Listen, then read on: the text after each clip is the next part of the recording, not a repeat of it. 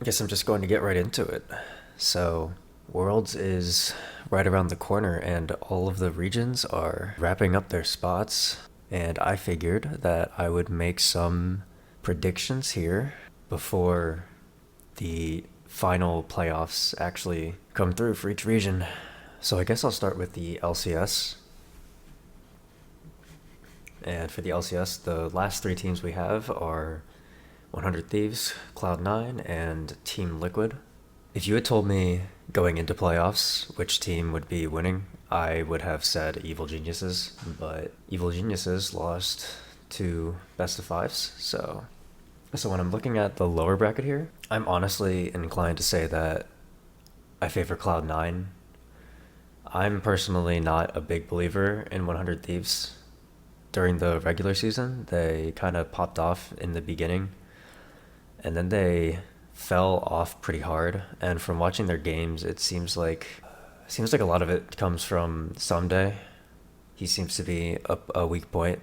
And when you look at the two teams that are left, being Cloud9 and Team Liquid, both teams love to play around topside. I know from watching some player interviews and like watching some player streams that a lot of the pro top laners come to the general consensus that Fudge and Blabber are the hardest topside to play against. And I think that just statistically, Alfari from Team Liquid is the strongest top laner in the region. Like, that's probably one of the main arguments for best top laner. I would say the other one would probably just be Fudge. So if you're in 100 Thieves' shoes, your weak point someday is going up against the two best top laners in the league, arguably. So I think it's going to be really difficult for 100 Thieves to play from that side of the map. So for the first game, which is 100 Thieves versus Cloud9, the only argument that you could really make for 100 Thieves is that they have a winning bot side with FBI and Huhi versus Sven and Vulcan. My main complaint about that is that Vulcan likes to roam a lot. I don't actually know what his duo proximity is, but I'd have to expect it's probably one of the lower ones in the region. I'm just like spitting out my ass. I don't actually know if that's true, but I want to say that Vulcan's duo proximity with Sven is one of the lowest, and the point that I'm getting at is that Sven is used to playing with little resources since a lot of it goes into topside with Perks and Fudge. So I'm not actually super convinced that 100 Thieves can even exploit the bot side. For the lower bracket final, I'm going to go Cloud9 over 100 Thieves 3-1, which would then make the final Cloud9 versus Team Liquid. Personally, I've been impressed with Team Liquid in playoffs. I think they just look like a different team with Santorin. Even though stats show that Santorin's not necessarily doing all that much better, you can feel the difference in the team play. I think they've had some really clean League of Legends, especially in their very first series against Cloud9. Jensen's playing the best he's ever played all year, which, to be fair, it was one of his weaker seasons, but doesn't change the fact that he's playing at his peak for this year right now. So I don't really see Jensen losing the mid lane matchup too hard. And then when I also think about Cloud9's strength, I think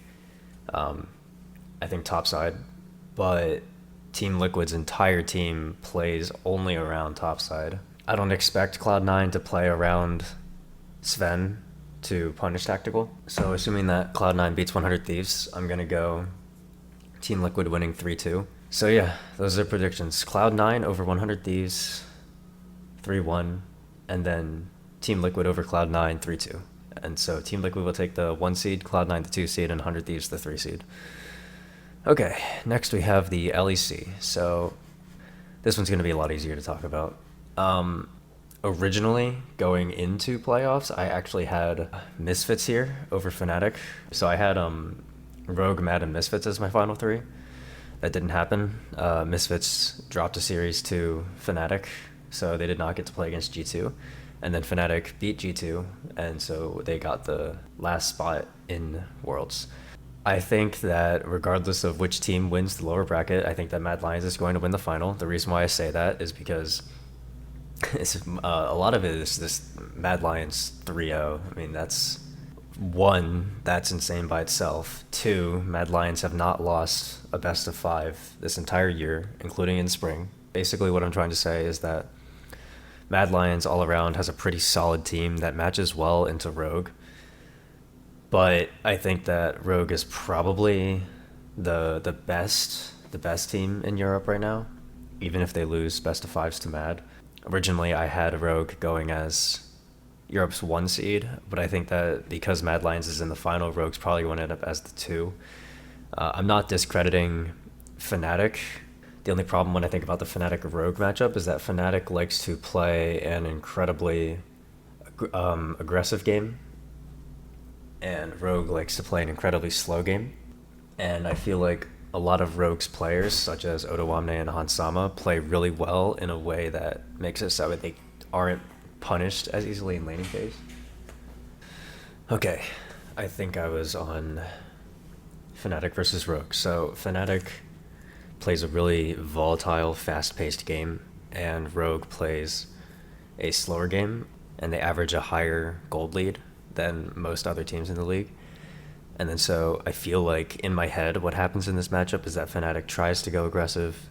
It doesn't work out because Rogue's players in side lanes can't really be punished that easily because Odo and Hansama are used to playing with little resources. So I feel like Fnatic's game plan just doesn't really work against a Rogue all that well. So for my LEC predictions, I'm gonna go Rogue 3-0, and then I'm gonna go a repeat of Spring, and I'm gonna say Mad over Rogue 3-2. Alright, that brings me to Korea. Now, honestly, Korea is a big toss-up for me. I have no clue what's going on in this region. For example, I saw that Nongshim won, and I saw that T1 won, and I was like, okay, well, if I'm Dom1, I'm gonna play T1 every day, because personally, in my opinion, I thought that Nongshim was the strongest team in Korea. But then what ended up happening is that Dom1 chose Nongshim and 3-0'd them, and then Genji chose T1 and lost, or Genji was stuck with T1 and lost, so I guess that prediction's out the window. But honestly, I'm kind of surprised that Dom1's even in the finals.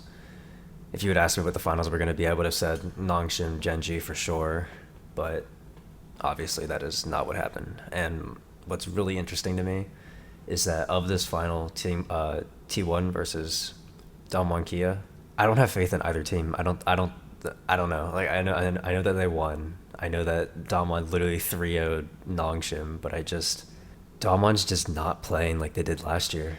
So I think it showed in MSI. They dropped a game to Cloud9. They almost dropped a game to Detonation Focus Me. RNG was not supposed to be the strongest team in the LPL even, so the LCK just overall isn't looking as good. T1 is interesting because I don't think they were supposed to do very well, and then they just kind of swapped in Teddy for Gumayusi, which personally I didn't mind, because when I think of T1's bot lane, a lot of people are saying like, oh, Gumayusi and Keria are the best bot duo ever, but in reality I was kind of more on the it's just Keria carrying Gumayusi train personally, and like this is just a lot of bias, but I'm impartial to T1. I just don't see Dom1 winning the LCK at all, and if they do, then all I can say is that the LCK is just really bad this split. Probably not as bad as the LCS, but you know what I'm saying. I think that the LCK is weaker than the LEC this year. I think it'll show at Worlds. But I'm going to go with my prediction. I'm going to go 3-2 T1 over Dom1 Kia. I don't think Dom1 Kia is going to win. All right, here we go. LPL, my favorite region. All right, this one's going to be a quick one. Okay, Fun plus Phoenix are going to 3-0 WE.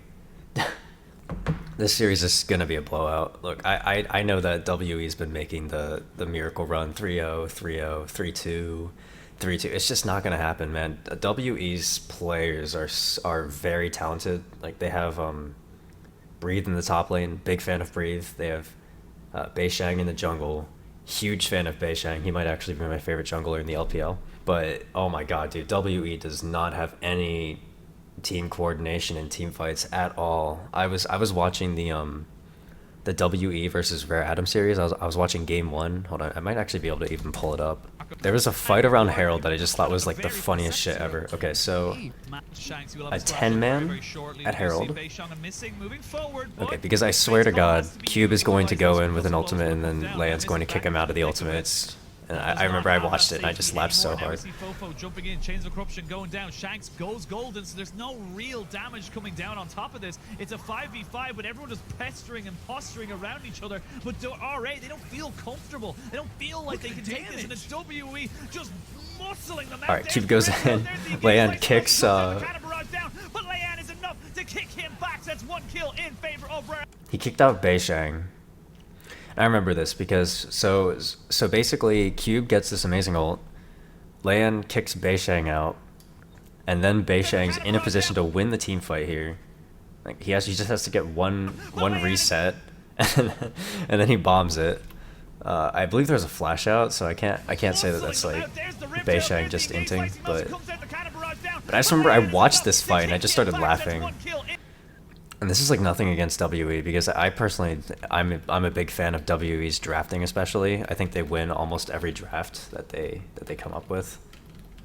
But I just couldn't get over that. That's just like one example of Clownfest team fights. That was a bad example. That was honestly more on Rare Atom than it was on WE, even though Rare Atom won the team fight. But when I was watching that series, the only thing I was thinking of was the fact that WE just can't team fight to save their life, and they're going up against Fun Plus, and Fun Plus is like, when I think about the LPL, I think EDG, RNG, LNG as like your 2, 3, 4, and then I think FPX is just like in a league of their own above them.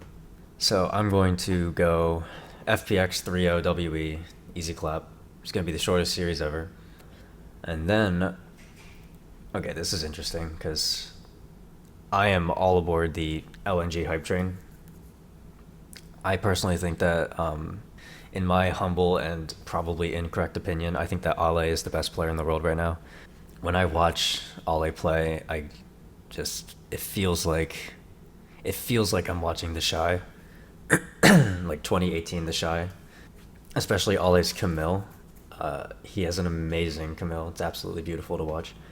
I think that LNG has an incredibly solid team. I think that their top side of Ale, Tarzan, Icon, when Icon chooses to play like a human being, they have, in my opinion, the strongest top side in the world. Sometimes Icon has moments where he goes 0-7 on Renekton, but we don't talk about those. And then LNG's also got an extremely strong bot lane. They have Light who does some crazy stuff like picking Vayne into Ziggs, which I will never understand because Vayne is not supposed to work into Ziggs. Vayne is supposed to get demolished by Ziggs in lane. But every single time that the opponent picks Ziggs, Light is just like, all right, I'm going to counterpick it with Vayne. And then he goes on and carries all the games with Vayne, so I can't really complain. I guess whatever he's doing is working. And then their support, Iwandi, God, what is his duo proximity? It's like he has the lowest bot lane proximity of any support, like maybe in the world, definitely in the LPL. But I think he's roaming like 60 to 70% of the game, which is absolutely insane. And so basically what you have is that you have Ale and Tarzan, which is my favorite top jungle in the region, and then you have Icon, who on a good day is one of my favorite mids in the region, and then you have Iwandi, who's basically just solo playing for top lane, like since he's never in bot. And so you just have a perma 4-man top side, which is just so difficult to play around. So yeah, I have like pretty much full hope in LNG to beat EDG, mainly because Flandre. I've watched Flandre a couple of times, and he's not a bad player by any means. He's not like a superstar either. I feel like he's probably the most exploitable part of EDG. I remember watching some games in spring, and now keep in mind this is spring, not summer, but I was watching some EDG games in spring. I think it was their series against RNG, where Flandre just kept on getting gapped over and over and over again by Xiaohu. And that kind of like painted an image in my mind of Flandre just not being a top-level top laner. So despite the fact that I'm probably going to be completely wrong and that everybody's going to laugh, I'm going to say LNG is going to beat EDG. God, if I even say a score, it's just going to be complete bullshit. So I'll just say 3-1, why not? LNG is going to beat EDG 3-1. So FunPlus Phoenix beats WE 3-0. LNG beats EDG 3-1. And then that would put LNG versus WE. So this is an easy prediction for me because I actually thought that WE was gonna lose to Rare Atom. So I feel like WE just should not be here. So in the lower brackets, I'm gonna have LNG over WE either 3-1 or 3-0. I'll settle with 3-0. Actually, LNG hasn't 3-0'd anybody, so I'm gonna say 3-1, which would then make my final LNG versus FunPlus. And then, like I said, FunPlus is in a league of their own. I'm just going to go FunPlus 3-0 over LNG again. Okay, TCL. Okay, the TCL's funny because I don't really know how to pronounce this. I think it's Galatasaray. Galatasaray are just they're just so far ahead of everybody else right now. It's not even close. I don't even have to talk about this. It's going to be Galatasaray 3-0, and they're going to be the representative. It's easy as that. Okay. CBLOL. This one hurts me so much. This one actually pains me. I had so much excitement for the CBLOL going into Worlds. I thought they were going to make a pretty big impact. I was like, they're either going to send Pain Gaming or they're going to send Vorax Liberty, and they're going to make a huge splash internationally, and they're going to knock out some teams. They're going to get some wins against major regions. And then they both lose in the semifinals to two teams that I really don't care about at all. I could not tell you a single player from either of these teams. When I watched the CBLOL, it was pretty much only these two teams. A little bit of Flamengo, but that was it. And so then these two teams are just what? They were in the middle of the pack in regular season, weren't they? Yeah, 4 and 6.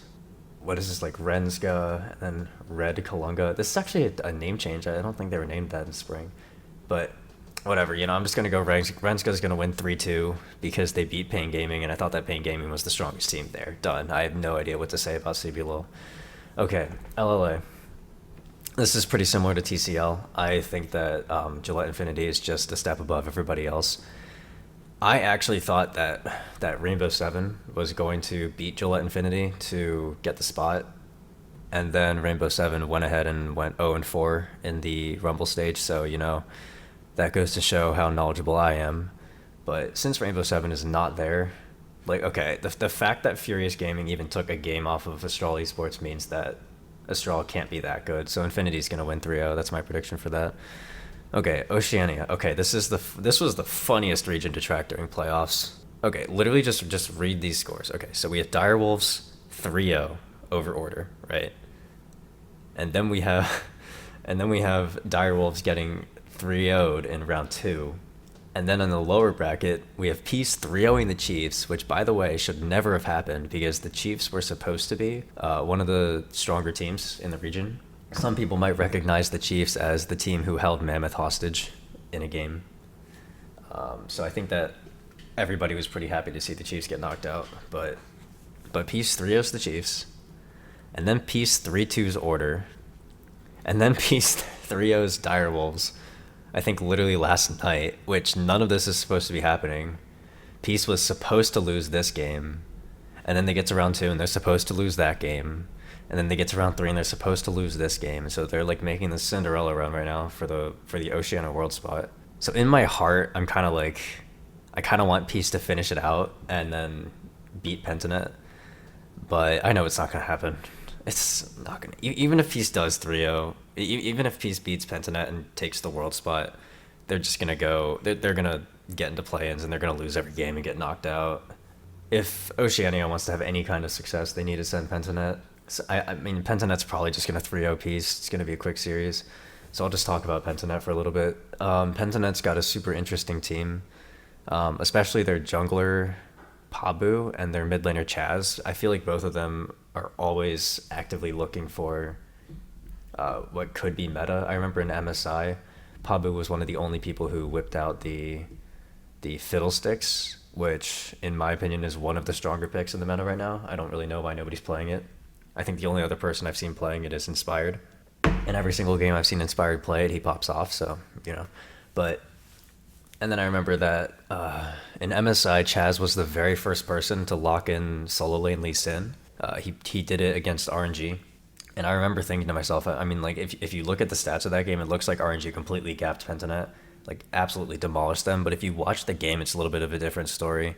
Pentanet didn't actually do that bad in that game, and I didn't think they did bad in MSI at all. I mean, do I think they're gonna ever get to group stage? No, but I'm excited to watch them. They're a really fun team to watch. I'll have my eye out for them. Okay, LJL. Now, if you want my vote for the most surprising region for the entirety of international competition, definitely the LJL, and for a singular reason. This game right here. I have no idea how Rascal Jester managed to beat Detonation Focus Me. I remember I watched the first game of the series. Detonation Focus Me destroyed Rascal Jester in game 1. Or at least they won game 1. I don't remember if it was a blowout or not. Knowing Detonation Focus Me, it probably was, because Detonation Focus Me is like the undisputed best Japanese team. They have been forever, basically. They win almost everything. And then they go ahead and lose. Now, that does not mean that they're knocked out. As you can see, they are still in round 3. Personally, I couldn't care less about this game. Whichever team makes it to round 3, Detonation Focus Me is going to 3-0 them. And then I think that this series was a fluke. I think the Detonation Focus Me are going to 3-0 Rascal Jester in the finals and then take Japan's world spot. I'm still just flabbergasted at the fact that Detonation Focus Me lost it all, but beats me. I'm like 95% confident that Detonation Focus Me are going to win, so. Alright, LCO. This one's pretty simple.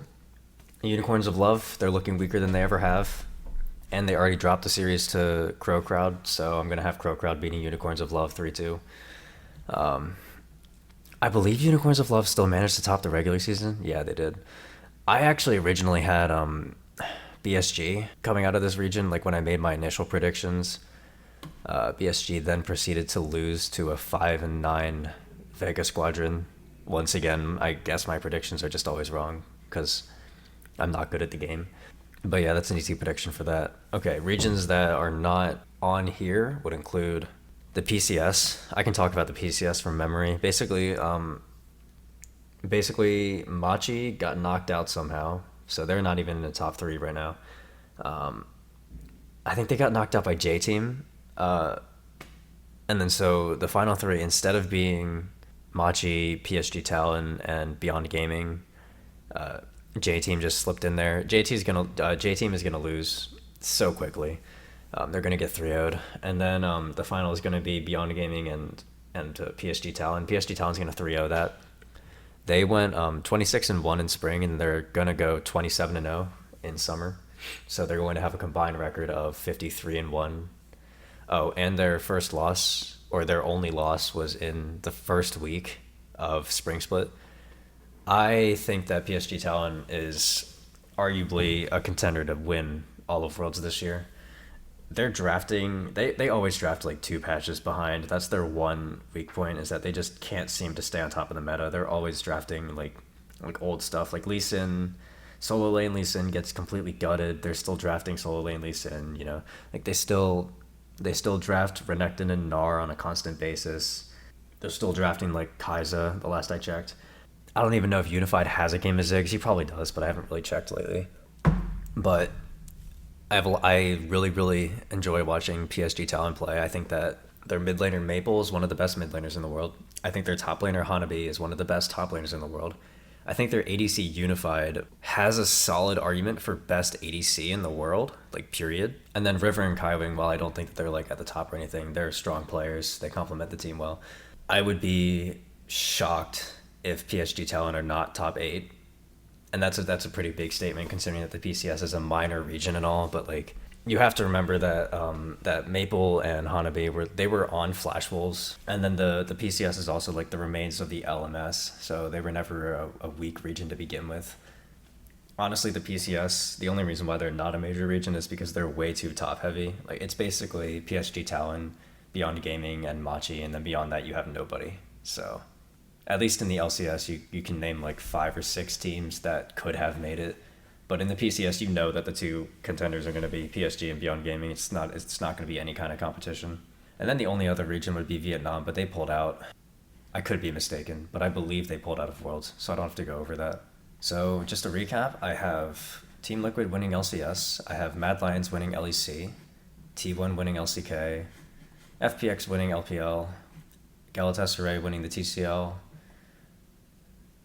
CBLOL exists. Gillette Infinity is going to win LLA.